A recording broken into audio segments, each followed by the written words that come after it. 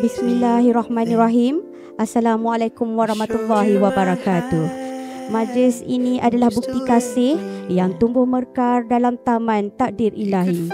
Ia bukan sekadar penyatuan dua insan, tetapi juga penyatuan dua keluarga, dua dunia dan dua harapan.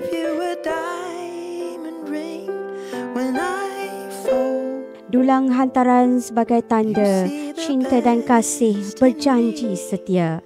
Dewi bersinar bagai rembulan, terpukau alam dik cantik rupawan. Hadirnya bersama dulang hantaran, tanda acara kini dimulakan. Hamparan permaidani sudah dibentang di laman kayangan si Indrasari. Yang dinanti sudah pun datang.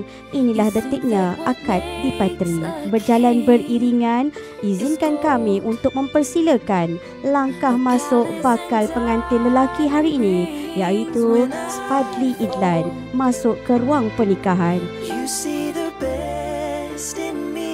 Cantiknya Nadirah, persis bidadari, tertunduk malu menahan jelingan. Bakal dimahkota sebagai isteri, tampillah putri ke istana pelaminan.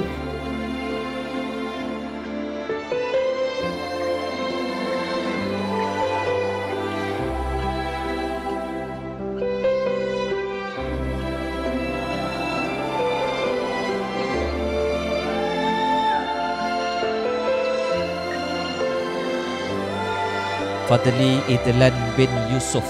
Ya, saya. Aku nikahkan dikau dan aku kahwinkan dikau dengan Sayyidatul Nadhirah binti Saifuddin yang telah berwakil wali bapa benarnya kepada aku dengan mas kahwinnya RM300 tunai. Aku terima nikah Sayyidatul Nadhirah binti Saifuddin dengan mas kahwinnya RM300 tunai. Saksi, sah. Saksi, sah. Alhamdulillah. Sewangi aroma bunga mawar merah, seisi ruang hati jadi merona. Asmara senangmu dan senangku. Sayyidatul Nadhirah binti Saifuddin, pada petang ini kamu akan dinikahkan dengan bakal pasangan yang bernama Fadli Idlan bin Yusuf dengan mas kahwinnya sebanyak RM300 tunai. Betul. Setuju? Setuju. Jikalau setuju, genggamlah tanganku selalu dekat di mata dan hati. Jangan pernah jauh lagi. Sayyidatul Nadhirah, izinkan suami keluar malam. Bila mana didasain orang ni. Boleh? Boleh? Bagus, angguk je dia. Jika pelangi berkenan, kita terus berjalan ke atas bukit permainan.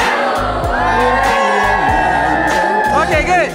Jikalau setuju, genggamlah tanganku selalu dekat di mata dan hati. Jangan pernah jauh lagi.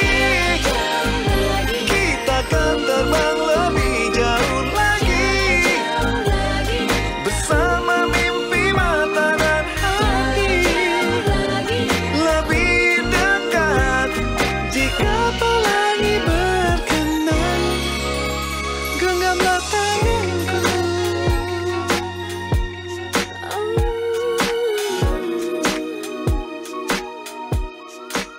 Dekatlah selalu.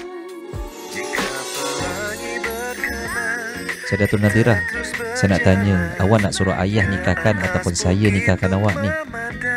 Ayah. Tapi ayah minta wakilkan saya. Ayah. Betul lah nak ayah ni?